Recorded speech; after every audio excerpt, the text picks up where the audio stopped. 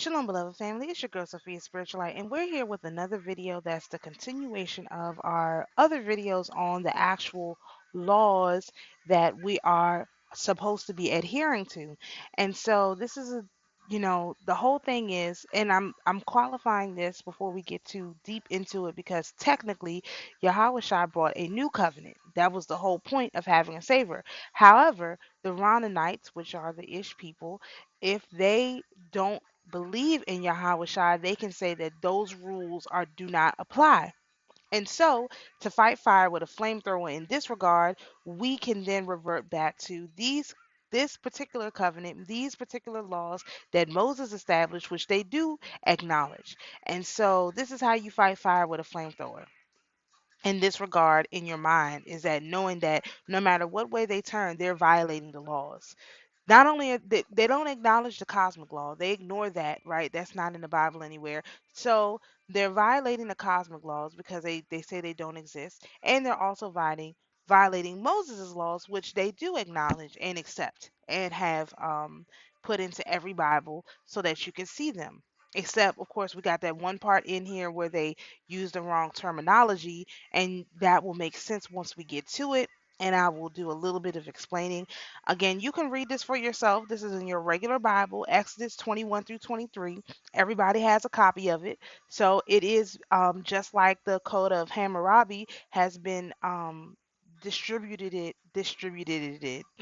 distributed widely and farly around the universe, basically every the world, this planet. It has been distributed far and wide, and therefore there's no excuse for not at least adhering to these rules. If they put in the Hammurabi Code, and we know that this was direct opposition to that, and this is the one that even the Ish people, the Ronanites, say that they follow, and so which they do not. Once we get into reading it, you will understand that they actually do not follow it. And so this is just another tool in the toolbox of your arsenal of your mind to understand what is going on to bring this to a close. And you will see if you listen to the other videos or read that Hammurabi Code, you will see how this goes in direct opposition to that, and it will be fairly evident. So let's go over here to our Bible. Um, I'm using a Bible app because it's just easier for me to be able to scroll and stuff. And we're just going to start with Exodus 20. And the reason why I don't use the page that they say to start on, because when you look up the doctrine and covenants and stuff like that, and it gives you all this stuff, we're not even going to use that because they leave out the 10 commandments, which is kind of like the most important thing that's a part of these this covenant. I mean, you have to know these first 10 rules, and then everything else is kind of like makes sense from there. So we're going to read all of chapter 20, 21, 22, and 23. And hopefully it won't be too long. We're going to try and keep it nice and easy. So, Exodus 20, verse 1. And God spake all these words, saying, I am the Lord thy God, which have brought thee out of the land of Egypt, out of the house of bondage. Thou shalt have no other gods before me. Now, pause. Remember, in the Hammurabi Code, the first rule was basically if you cast a spell on somebody and you didn't justify yourself, you will die. And in the most highest rules, thou shalt have no other gods before me. So those are actually in direct contradiction to each other, because if I have to justify myself to you, that means you are my God, and therefore that is against the law, against this law of Moshe.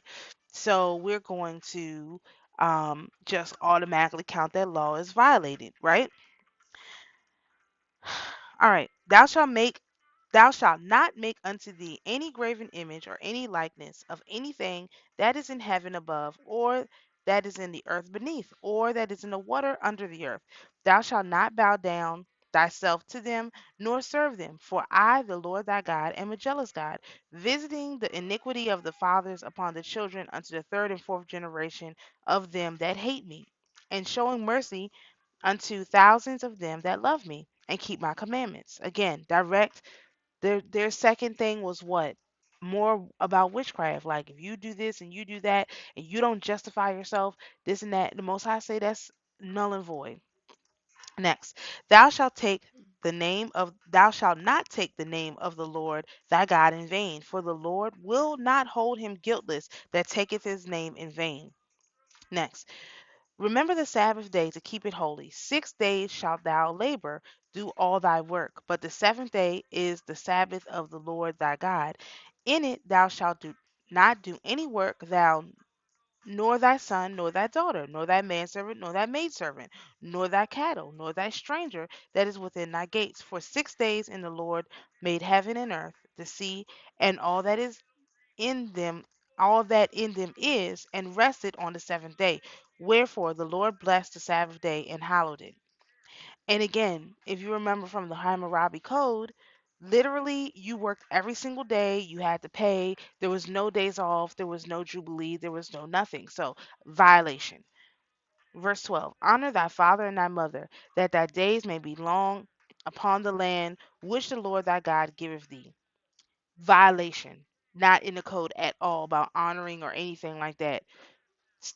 Verse 13, thou shalt not kill. Very simple. Not all, at all in that code. They have all these qualifications on killing, and you can kill somebody, but as long as you don't kill a Gentile, you just got to pay a little fee and that's it.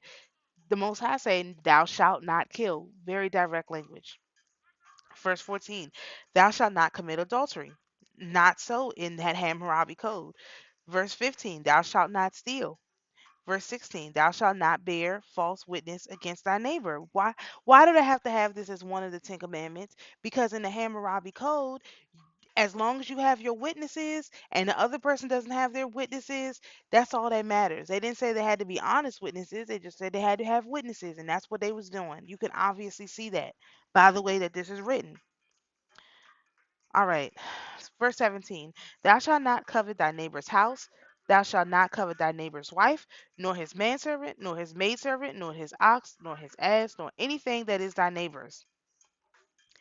You can't take your neighbor's stuff, but in the Hammurabi Code, they got all kinds of rules on when you can take people's stuff. 3 years, 1 year, do this, do that, and you could take it. No, this say most I say no, you can't take it. Period. All right, verse 18. And all the people saw the thunderings and the lightnings, and the noise of the trumpet, and the mountain smoking. When the people saw it, they removed and stood afar off. And they said unto Moses, speak thou with us, and we will hear. But let not God speak with us, lest we die. And Moses said unto the people, fear not, for God is come to prove you, and that his fear may be before your faces, that ye sin not. That's why the Most High is scary to some people, so that you won't sin. But if you're not sinning, you don't have to worry about being afraid of the Most High. That's plain and simple. And the people stood afar off, and Moses drew near unto the thick of darkness where God was. The book of the covenant, worship and justice. And the Lord said unto Moses, thou shalt say unto the children of Israel, ye have seen that I have talked with you from heaven. Ye shall not make with me gods of silver, neither shall make unto you gods of gold. And let me just pause there, because a lot of people take that out of context and say, well, the Most High said you can't make no God out of silver and God out of gold, so that means you can't have no gold or silver. That's not what he said. He's saying don't try to make the image of the Most High in gold or silver. That doesn't mean anything about you having gold and silver. Christian Hebrews out there, that's not what they're saying at all whatsoever. Okay. An altar of earth shalt thou make unto me, and thou and shalt sacrifice thereon thy burnt offerings, and thy peace offerings, thy sheep and thine oxen. In all places where I record my name, I will come unto thee, and I will bless thee. Pause. In all places where he records his name. So if he has his name recorded in our hearts, guess where he's going to come? And where do you need? You need an altar made out of nature. What does that mean? That could be a candle. Candle is made out of natural items. You have a wooden something where you burn incense or whatever. That all qualifies as things that the Most High finds acceptable. And people that are doing other things, that those things are not acceptable. So now you can clearly see the delineation between magic that is of the light and magic that is of the dark. Because Sammy, he wants all of that. He wants your gold, he wants your silver, he wants he wants coins, he wants you to make his likeness. You see the likeness of demons everywhere you look, you see demons. If you're some people, I don't see them. They don't come mess with me. Verse 25. Let me scroll up. And if thou wilt make me an altar of stone, thou shalt not build it of hewn stone. For if thou lift up thy tool upon me, thou hast polluted it. Neither shalt thou. That means that if it's got to be an altar that can't move. If you're going to use stone, it's got to be one that you can't move it to say, look, Most High, I did this thing for you. It's got to be one that's got to basically be in the ground, grounded. Okay. Neither shalt thou go up by steps unto mine altar, that thy nakedness not be discovered thereon. And I think what that means, what it seems like to me in the in relation to all this other stuff, is that the altar needs to be directly on the ground, meaning it needs to be it shouldn't be one of the like in a church you have a stage. If you have to walk up the stage to get to the altar of the Most High, you're basically taking off your clothes at that. That's what you're doing. That's you're becoming naked. The Most High doesn't want to see that. He wants to see you down low where he wants everything to be equal. You'll see that coming up in the next one, the next things, but that's just so that you understand that, you know, the most high God is your creator, yes, but we are co-creators too. We work together. Where it's not a relationship where the most high is that much greater than you. It's that you are equal with the most high as his heir, as his child. And like if you have children, you don't think your children are worse than you think that your children have the potential to grow up and be just as good as you or better, and that's how the Most High sees us. And so that's why He doesn't want you to have steps on your altar, because guess what? Then you will require people to climb steps to get to you. And that's not what it is. People should be able to meet you. The Most High meets you where you are. And that's basically what this is saying. The Most High will meet you where you are. You don't have to do this great big old thing to meet the Most High. He will meet you where you are. All right. 21. Exodus 21. Now these are the judgments which thou hast set before them. So this is how they are going to judge people. This is where your statutes come in. If thou buy a Hebrew servant, 6 years shall he serve, and in the seventh he shall go out free for nothing. Now remember the Hammurabi Code. These people didn't get no freedom. There was no freedom. There was no jubilee. There was no nothing. You work. If I paid, I didn't pay, it doesn't matter. Once I bought you, you were mine. There was no way for you to ever, ever, ever have your freedom. All right? Total violation. If he came in by himself, he shall go out by himself. If he were married, then his wife shall go out with him. If his master has given him a wife, and she has borne him sons or daughters, the wife and children shall be her master's, and he shall go out by himself.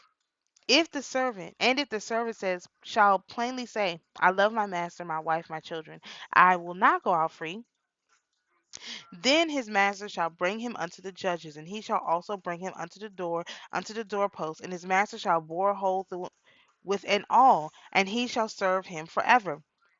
What is that? What is the Most High really saying here? What he's really saying is that this you if you love the Gentiles so much, then you are going to be stuck with them forever. You have to love your freedom and your life and yourself enough that if your master gave you this and gave you that, that means you're worshiping your master, and therefore you're gonna have to serve him forever. The judges will judge thusly, and then you're gonna be stuck with that man forever. So if your kids die, your wife die, all of that, too late. You can't change your mind. That's what he's saying. So that you will make the choice just to go and start your life over. Not that hard. And if a man sell his daughter to be a maidservant, she shall not go out as the manservants do. If she please not her master, who hath betrothed her to himself, then shall he let her be redeemed. To sell her unto a strange nation, he shall have no power, seeing he hath dealt deceitfully with her. And if he have betrothed her unto his son, He shall deal with her after the manner of his daughters, meaning he's got to give her, do the dowry and the all the everything else he does for his daughters. He's going to have to do for that one too, which means he'll have to give that to the person who sold him, which would have been her father. If he take him another wife, her food, her raiment, and her duty of marriage, he shall not diminish. Meaning he can't take another wife and say, "Oh, I'm done with you. You got to go. You just a maidservant I bought." No, son. No, no, no, son. You gonna have to deal with that one forever. And in the Code of Hammurabi, they only have that statute for if somebody gets sick. It's not if they just don't want them no more after they bought them. All right, next. Verse 12. He that smiteth a man so that he die shall surely be put to death. Now remember, in the Hammurabi code, it was if it's a Gentile, you pay this. If it's a this, if it's a woman, if it's a this, it was all these qualifications on it. Most High say, if you kill somebody, you got to be put to death. Now, this is the first time we've seen that as a consequence. In the Code of Hammurabi, the very first statute, if you conduct witchcraft on somebody and something happens, you're going to be put to death. That was their first result. They had no other tools in the toolbox to deal with people besides putting them to death. The Most High is giving all these examples on how to deal with people besides putting them to death. And what is the first thing they do? Oh, you're going to be put to death. So now he's saying, no, if you kill somebody, you're going to be put to death. They put all these qualifications on it. No, no, no. Let the person this if it was a slave, it was a Gentile, if it was this, it was that, it was a who it depends on who it was. No, most high says an eye for an eye. The most high say an eye for an eye. Okay? Verse 13. And if a man lie not in wait, but God deliver him unto his hand, then will I appoint thee a place whither he shall flee. But if a man come presumptuously unto his neighbor and slay him with guile, then shalt thou take from my altar that he may die. Meaning he's got to go. And the altar, take him from mine altar, you mean the earth? He's got to go. He's got to leave the earth. He can't stay on the earth if he behaves like this. Verse 15, and if he smiteth his father, his mother, he shall surely be put to death. So he's just making sure you understand if you kill your parents, you must die. Guaranteed. All these Gentiles sticking their parents in nursing homes, you're sentencing them to death. They will surely die by your hand of sending them to the nursing homes. All those people who died in the nursing homes during the outbreak, they sentenced their family to death. And then when they were trying to get them out, it was too late. They're gonna have to pay for that. Okay? Violation. Verse 16. And if he stealeth a man and selleth him, or if he be found in his hand, he shall surely be put to death. Violation. They stole us. They stole our people here on this land. They stole our people from all the islands, brought us here, worked us all the way around. They have to pay for that. That's a violation. Complete violation. You're not allowed to do that. And they did it all the time.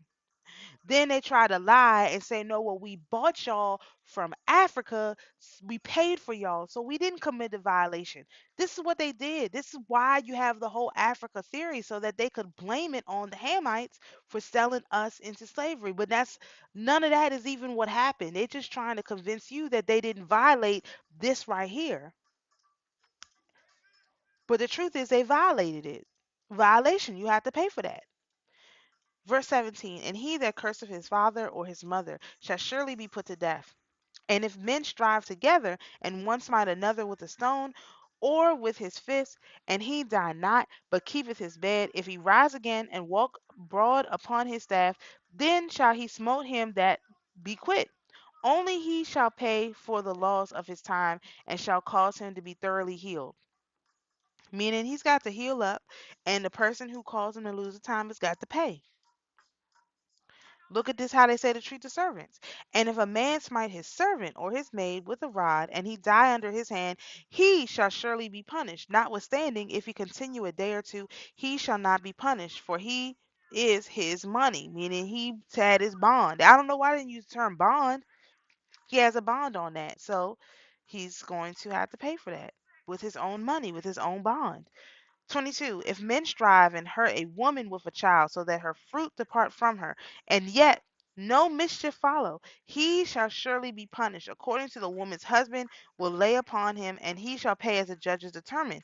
And if any mischief follow, then thou shalt give life for life, eye for eye, tooth for tooth, hand for hand, foot for foot. This is it right here. This is it right here. You have to pay. Whatever you do, you pay in equal proportion. That's why they try to say this new covenant gets rid of this covenant, because Yahweh Shai says, no, if a man uh hits you, then 70 times 7, that's how many times you're supposed to forgive him. Yeah, you can forgive him, but that doesn't negate this eye for an eye or a tooth for a tooth. If he hits you, you hit him. You still forgive him, but you hit him back. But you don't have to hit him the same way he hits you either. That's another thought. All right, verse 25. Sorry, I should have read the rest of it. Burning for burning, wound for wound, stripe for stripe. And if a man smite the eye of his servant, or the eye of his maid, that it perish, he shall let him go free for his eye's sake. And if he smite the manservant tooth or maidservant tooth, he shall let him go free for his tooth's sake. Meaning, if you touch a hair on my people, if you cause my people to lose anything, you have to let them go free. These Gentiles have caused me to lose everything. Every single thing that I have. So why is it that they're not paying? Oh, they have to pay. They have to let me go free. It's required based on this law right here that they don't want you to follow. But we can follow this law too. If an ox or a man, 28, if an ox or a man or a woman that they die, then the ox shall surely be stoned, and his flesh shall not be eaten. But the owner of the ox shall be quit. They have to quit. They have to stop. But if the ox were wont to push with his horn in time past, and has been testified to his owner, and he have not kept him in, but that he has killed a man or a woman, then the ox shall be stoned, and his owner shall be put to death. So, meaning, if you have an animal that you know is going out here killing people like these golems, right? And you're just letting them go out, do what they do, and say, oh, or these gangers, you got them going out, you let them do what you do, because that's your animal, that's your ox. Then yeah, you gonna have to pay for that. There's a recompense for that. Again, these violation, major violation. Verse 30, if there be laid on him a sum of money, then he shall give for the ransom of his life whatever so is laid upon him. Whether he have gored a son, have gored a daughter, according to his judgment shall it be done unto him. Meaning, you gonna have to pay with your children. If you let this happen to a child, oh, you got to pay with your children. Verse 32, if the ox shall push a manservant or a maidservant, he shall give unto their master 30 shekels of silver, and the ox has to be so the most high says, leave the servants alone. You are responsible for your animals. So guess how many shekels of silver the most high owes me? At least 30. Wait a minute.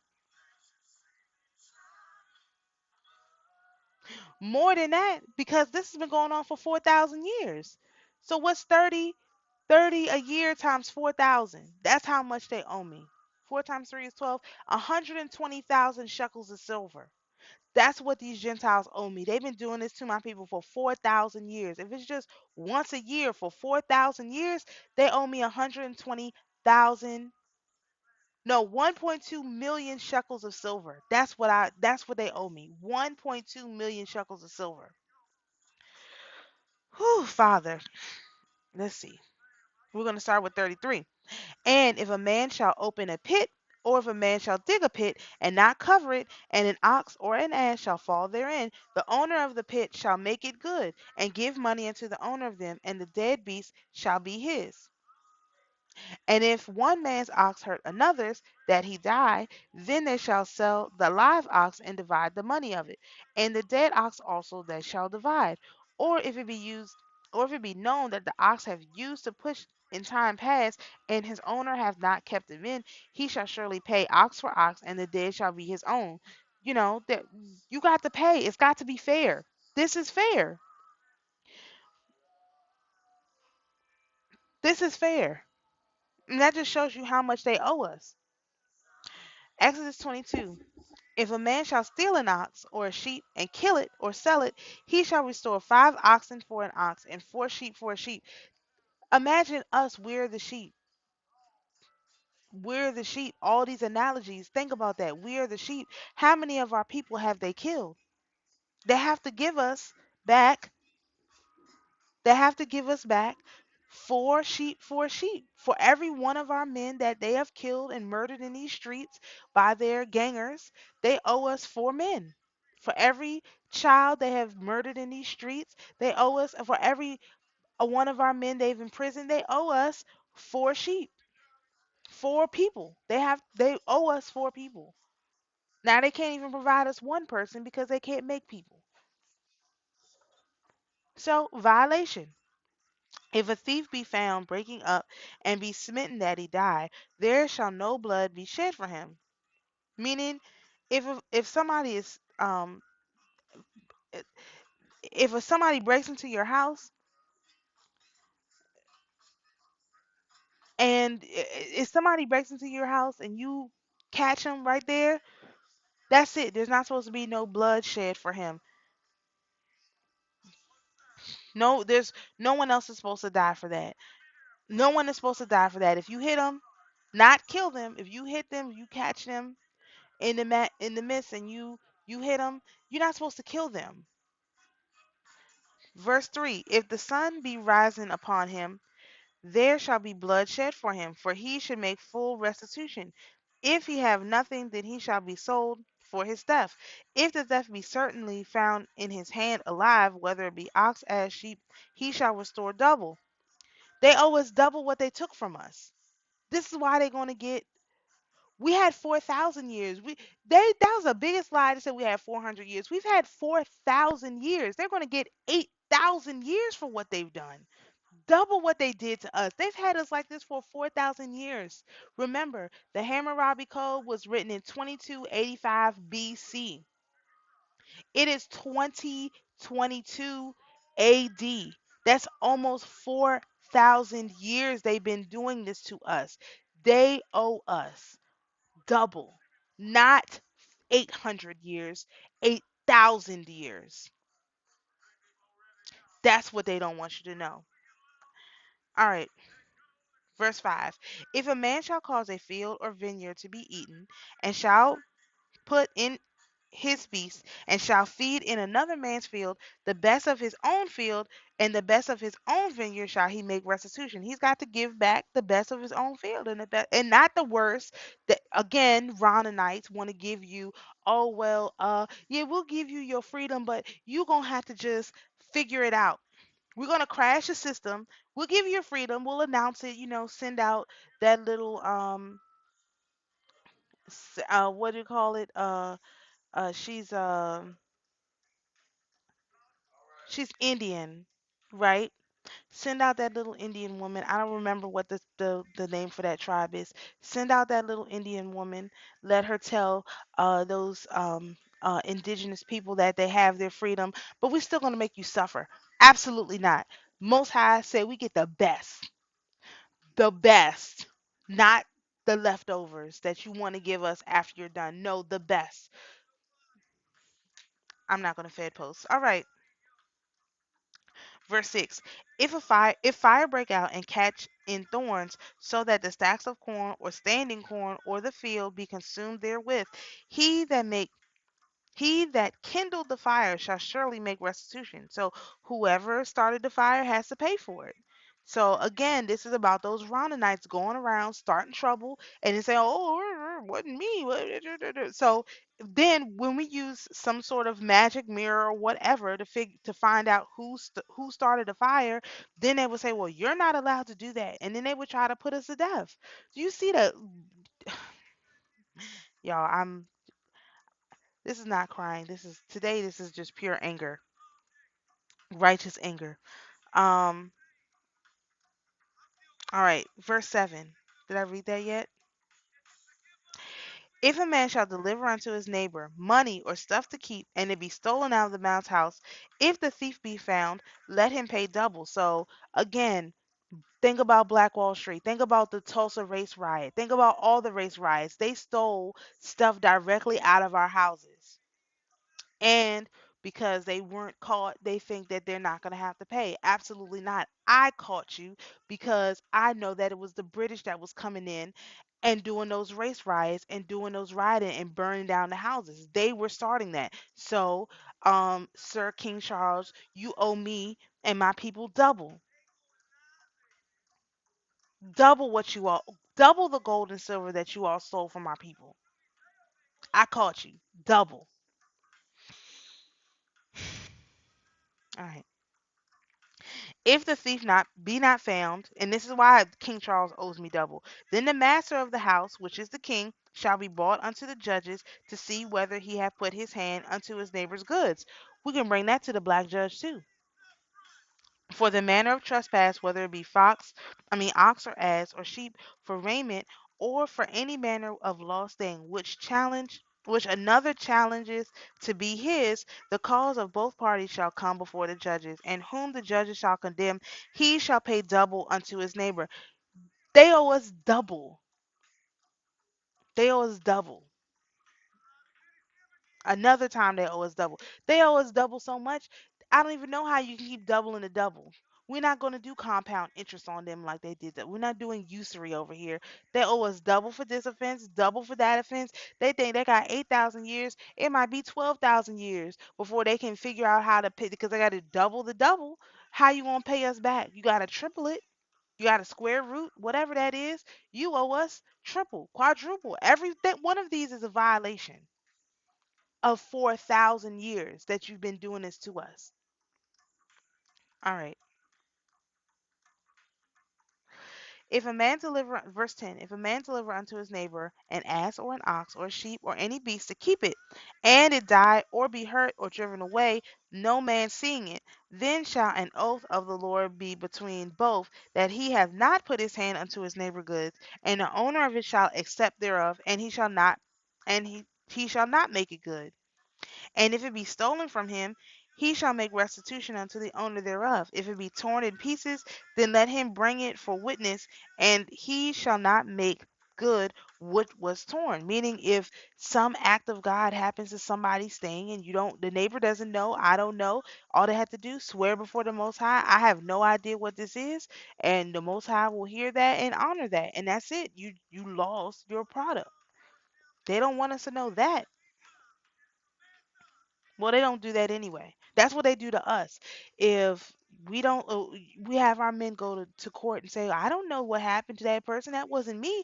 This and that. They're supposed to say, well, he sweared unto the Lord that he doesn't know. We have to let him go. Is that what they do in these court systems? Is that what they do with these judges? Absolutely not. Again, violation.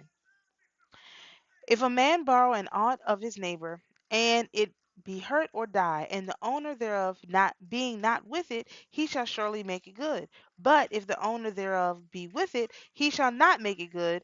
If it be an hired thing, it came from his hire, meaning he paid for it, he's going to have to deal with it. I mean, why do I have to deal with something that you paid for? This is the type of stuff they were doing.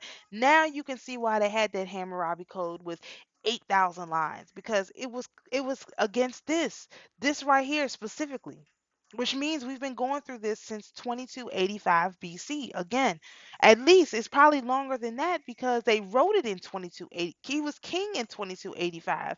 We was going through this long before this mother bleeper was king. Okay, verse 16. If a man entice a maid that is not betrothed and lie with her, he shall surely endow her to be his wife. If her father utterly refuse to give her unto him, he shall pay money according to the dowry of virgins. And then we have the hijack verse, thou shalt not suffer a witch to live. What we don't know, we know that doesn't mean witch. We know that it's poisoner. Thou shalt not suffer a poisoner to live. They changed that whole term. Why? To, again, they poison people all the time. They poison people all the time. That's what they did. And you know that's what they did. If you read the Hammurabi Code or go back and listen to my videos, it's in there how they were getting rid of people. All right. Verse 19, whosoever lieth with a beast shall surely be put to death. Violation. These people need to die. They have to die for what they do to these animals. You know they do it. That's why they don't want you to know about that whole space monkey. Because who was getting it? Kids, violation, Dogs, violation. How you gonna have a dog with a space monkey, bro? What is you doing to this dog? What are you doing to these kids? You see, they took that out the news because they violating this code. This is the one they supposed to follow. Violation. Die. You're supposed to die for that. Absolute die. Okay? Verse 20. He that sacrifice unto any god, save the Lord only, he shall utterly be destroyed. Man, these guys have all these different thousands of gods out here. They're going to be destroyed. It's required.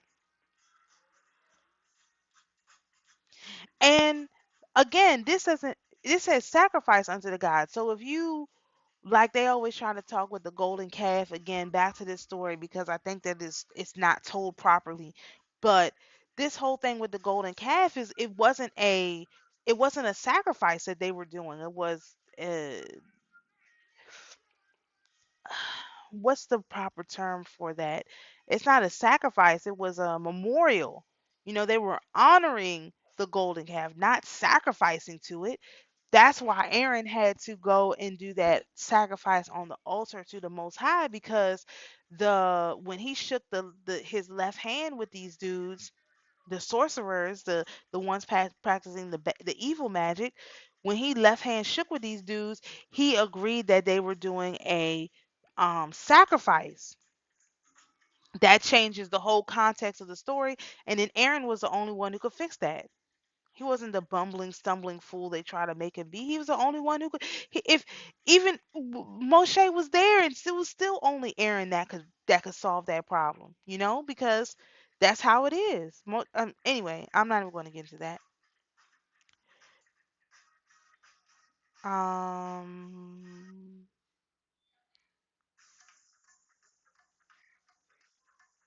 where is it?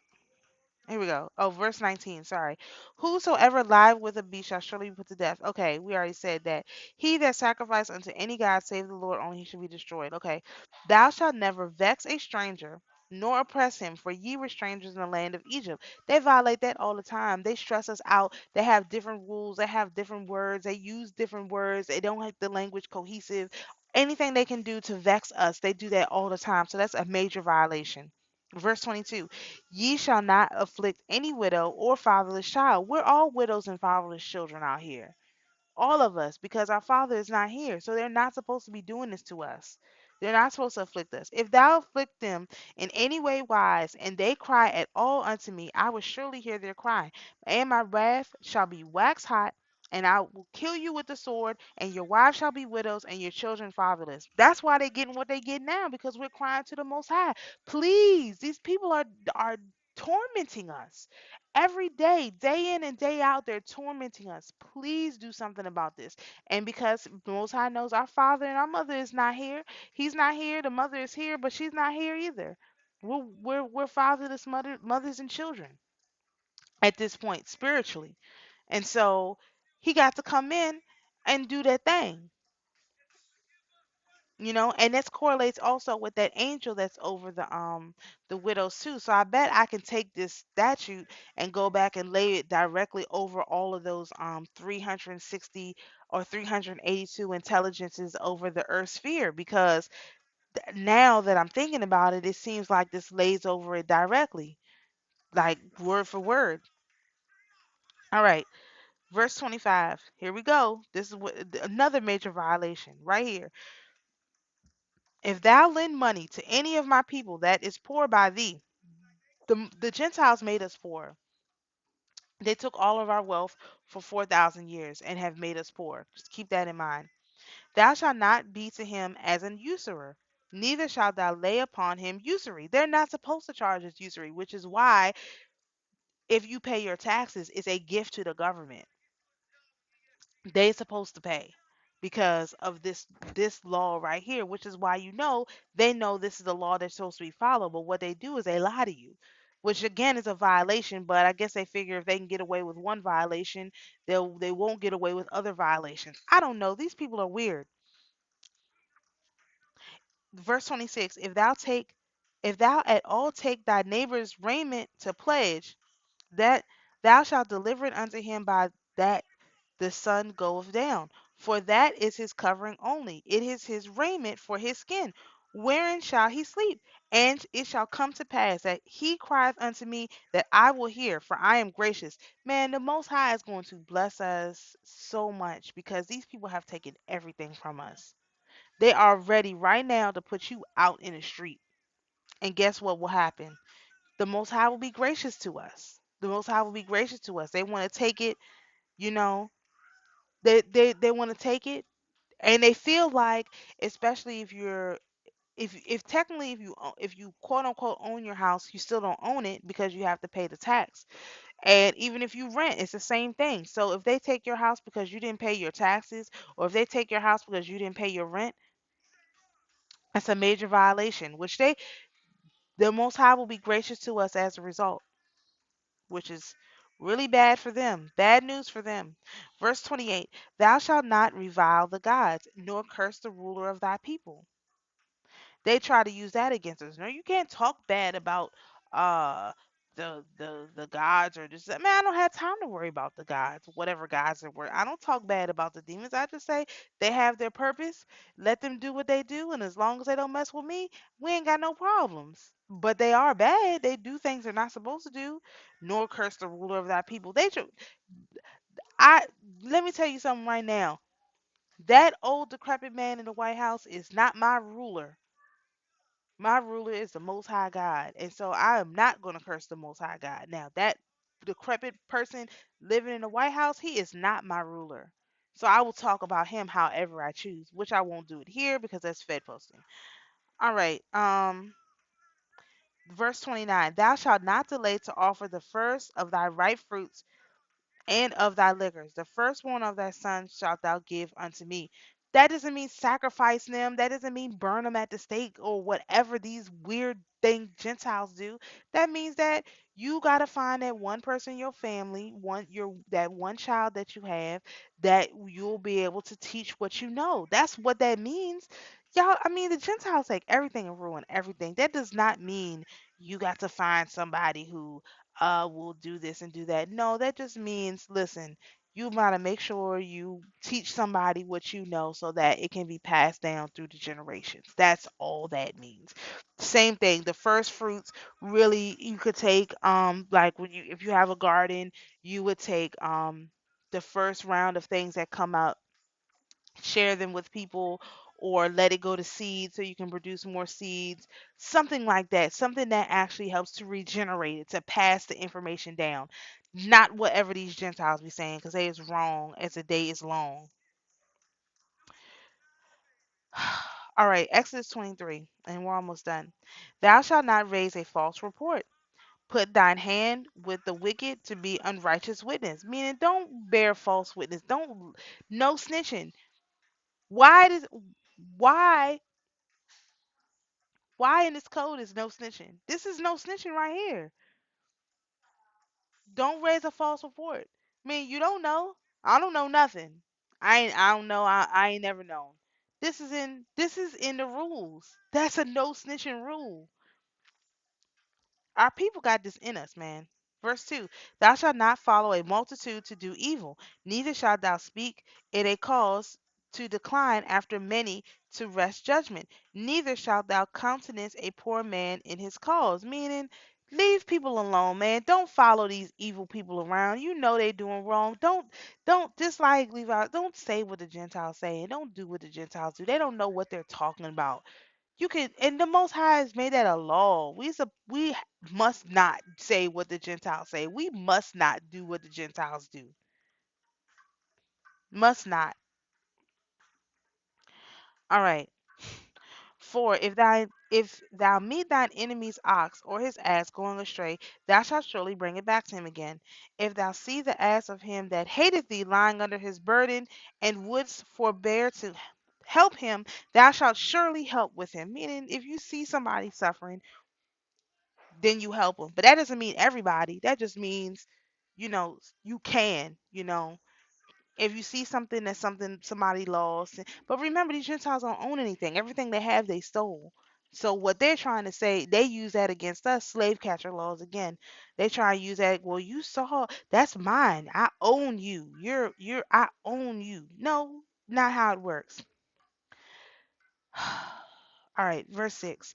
Thou shalt not rest with the judgment of thy poor in his cause.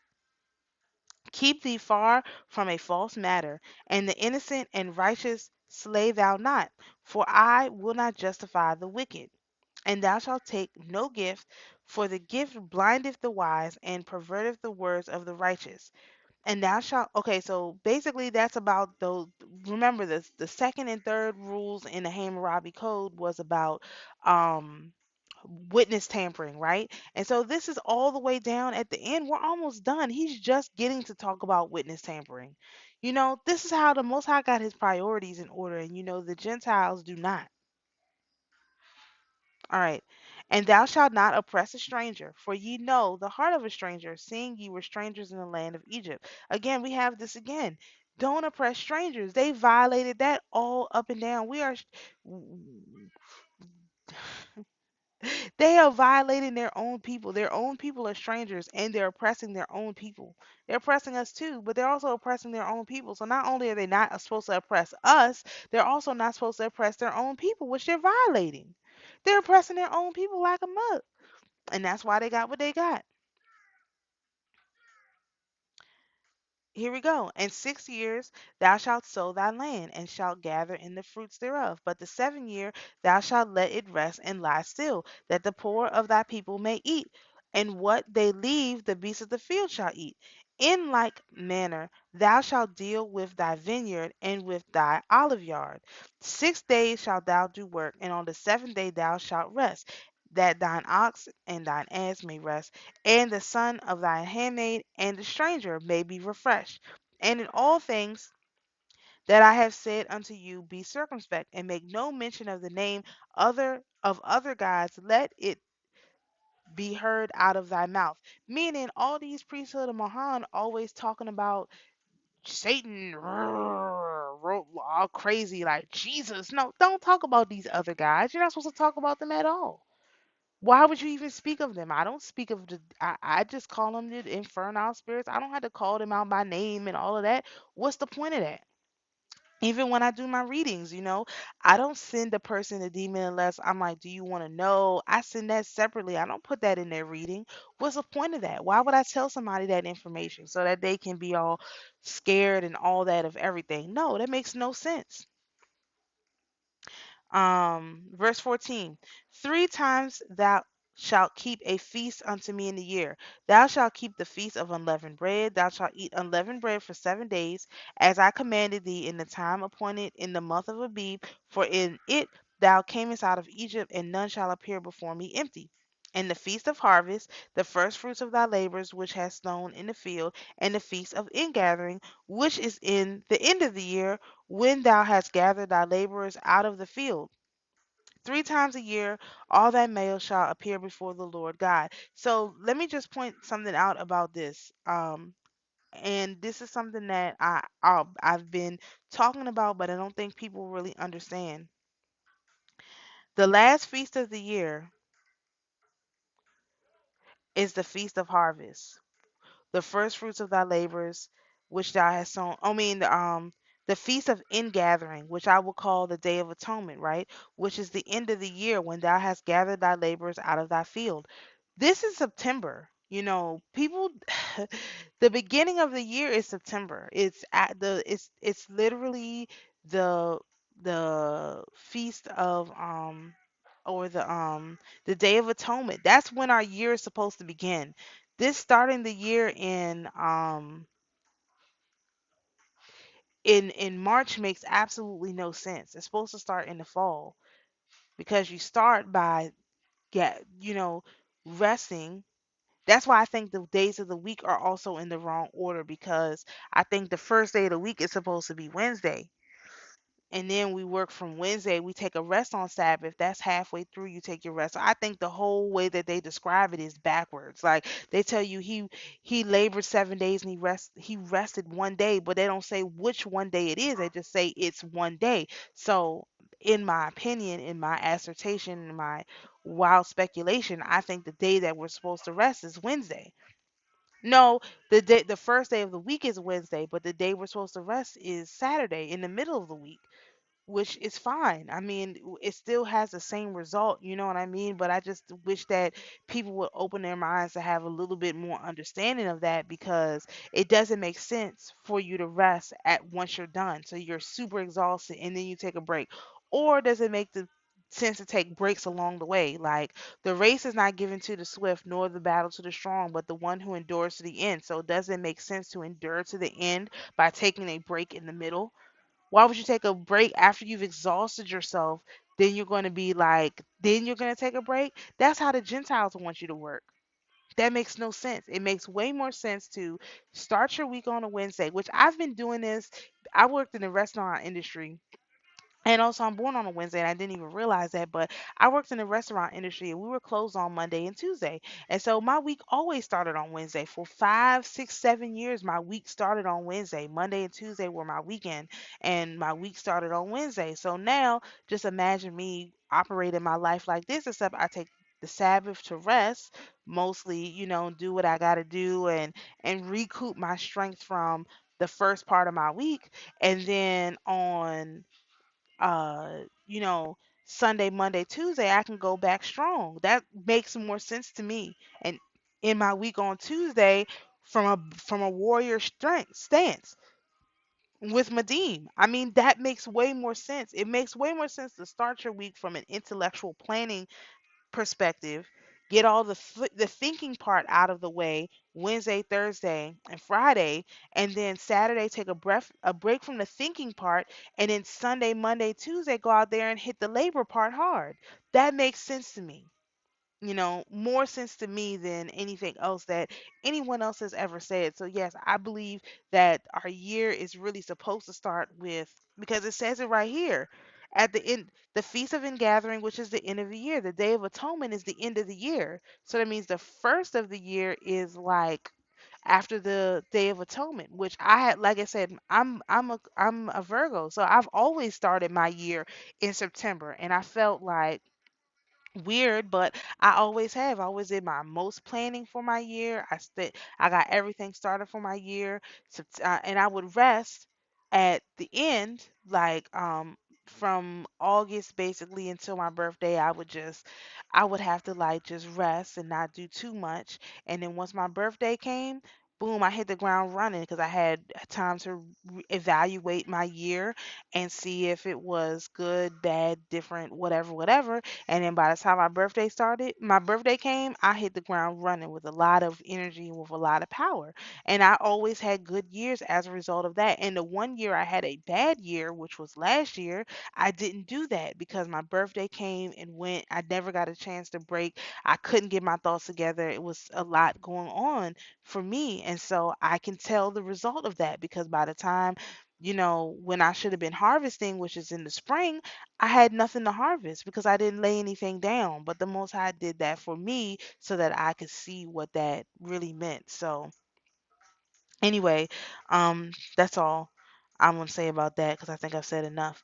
All right, verse 18. Thou shalt not offer the blood of my sacrifice with leavened bread, neither shall the fat of my sacrifice remain until the morning. Meaning, when you do something for the Most High, you do that thing, you get and you clean up after it, and then it's over. You don't have to some people say, oh, you gotta wail and cry all night and all of that. Man, you don't have to do that. Just think about your day of atonement. You work all day, you clean, and you make this dinner, you sit down and eat the dinner, and then you go to bed. So at the end of the day, when you go to sleep, your sacrifice needs to be cleaned up, everything needs to be put away.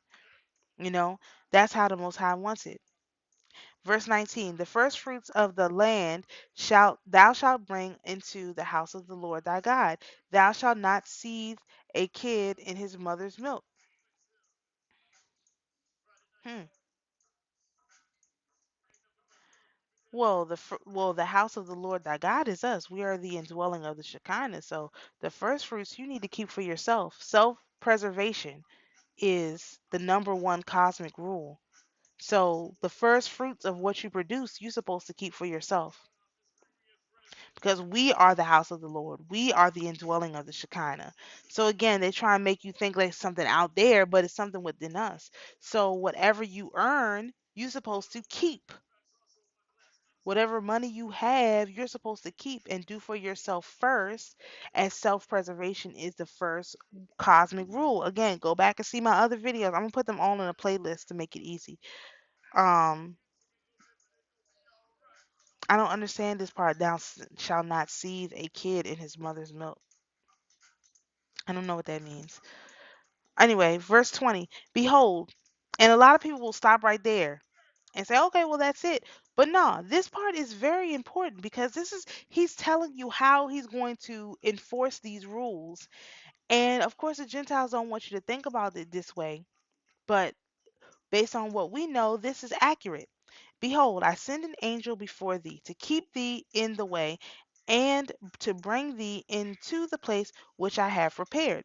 Beware of him and obey his voice. Provoke him not, for he will not pardon your transgressions. For my name is in him. Okay, let me just pause right there. This is a Nahiel. Why do I say that? I must send an angel before thee to keep thee in the way and to bring thee into the place which I have prepared. That's the dew or Venus, however you want to describe it. The first one there and the last the in the front and the back. And why do I say that also? Beware of him and obey his voice, provoke him not, because he will not pardon your transgressions. What does that mean? That is your karma. Your karma is going to be there as the goddesses of karma. Anahiel is the leader, the dew is the leader of the Erkadeshi. They are not going to pardon you. They're because what they do is they just take the record and they let the Most High know this is what this person did, this is what this person did, this is what happened, that's what happened, that's what the Air Kadeshi do. And therefore, if you provoke the Air Kadeshi, if you provoke the goddesses of karma, they're not gonna. There's no pardon for your transgressions in that case. Why? Because my name is in them. So all the names of the Air Kadeshi are also names of the Most High. Just like the 72 names, just like the 42 name letter word, the 72 letter name of the Most High. The Erkadeshi is a whatever letter name word name of the Most High. I haven't done all the decoding on that yet, but I can't do. I'm so behind on stuff. I can only do what I can. So, but if thou shalt indeed obey his voice, her voice, and do all that I speak, then I will be an enemy unto thine enemies, and an adversary unto thine adversaries. Let me point that out is that basically the Most High will go before you and destroy your enemies if you listen to the voice of the angels, the Erkadeshi and the other angels. What does that mean? That means that when you get the instructions to do something, you don't be like, I don't want to do that. Ooh, I'm not doing that. Yeah, you don't do that. You just say, okay, what's next? All right, done that. I get it. What's the next thing for me to do? Right?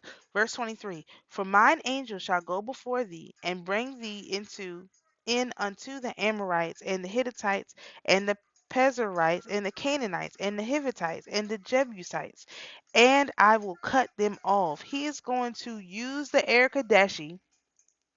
He's going to use the Air Kadeshi led by Anahiel, the dew, to cut them off. He will. Verse 24. Thou shalt not bow down to their gods, nor serve them, nor do after their works, but thou shalt utterly overthrow them and quite break down their images. And ye shall serve the Lord your God, and he shall bless thy bread and thy water, and I will take sickness away from the midst of thee. There shall nothing cast their young, nor be barren in the land. The number of thy days I will fulfill.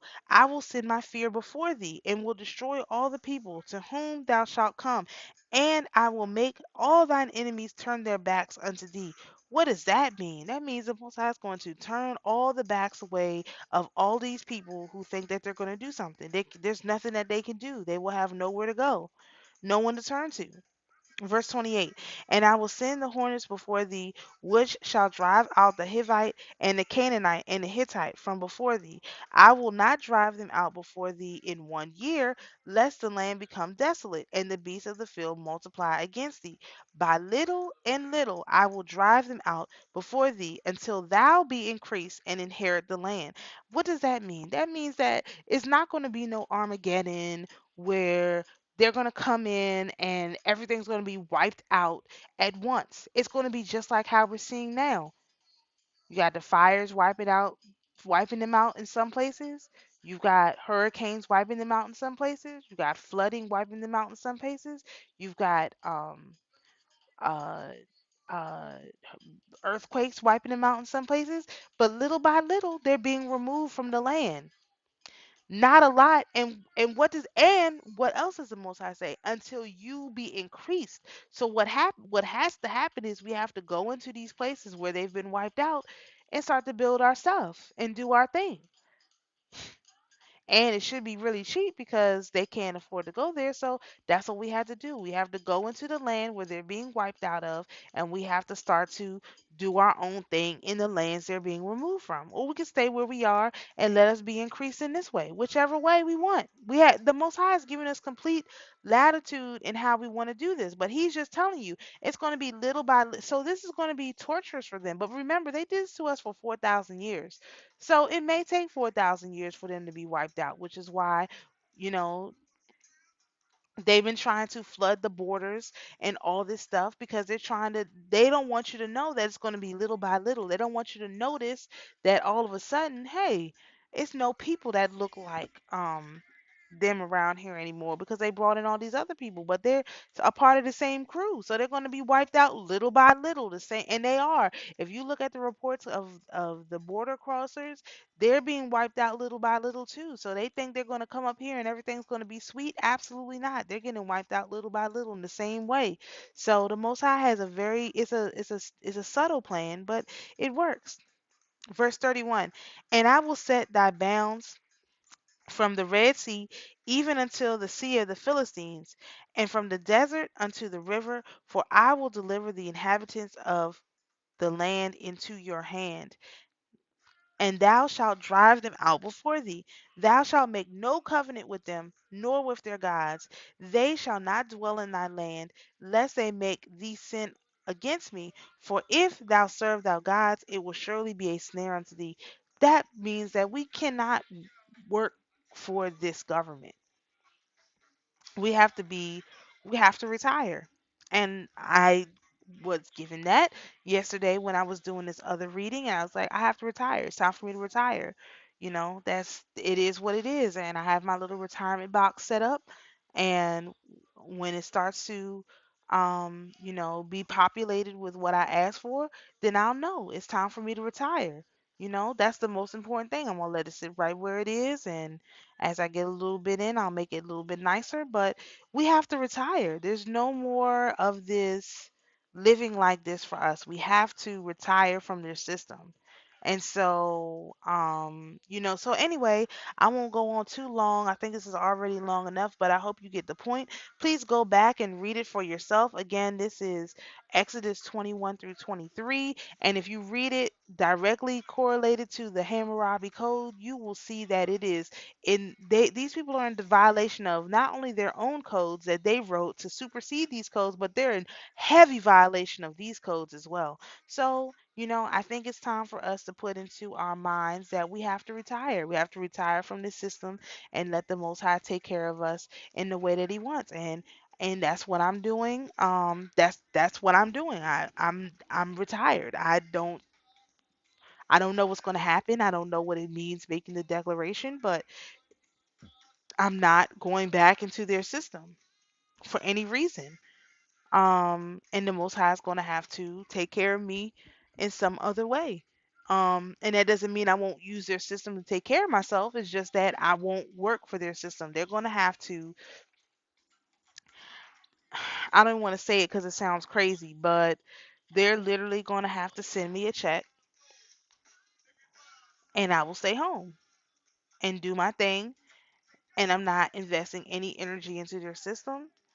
And I'm not going to have any problems. And that's what has to happen.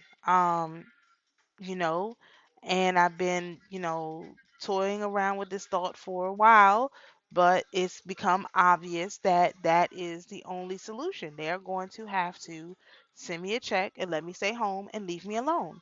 And let me do with my children. I'll use their system for education, food, whatever, when I can. And when I can't use it, I won't use it. because it's going to be my choice. I'm not going to serve their gods. I'm not going to worship them. None of that. But if I have to drive on their roads, I'm not going to not drive on their roads. They built the road. Actually, we built the roads, so the roads are ours.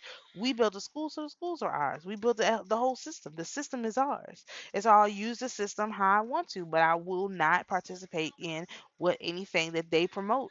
That little guy they got sitting there in the White House, um, which is a White House, which is a whole nother set of things. Why would he have a white house? Because that's the house of God. What color is white associated with? It's with Keter. So the man who sits in the White House is God, is the God of this planet. That's how they do it. But really, there's a castle that's bigger than the White House, which is also white, Windsor. Anyway, that's neither here nor there. You can start to see how all their little stuff, anyway. So my point is, go and read it for yourself. Get your own understanding from the spirit. These are just my conclusions, my thought patterns.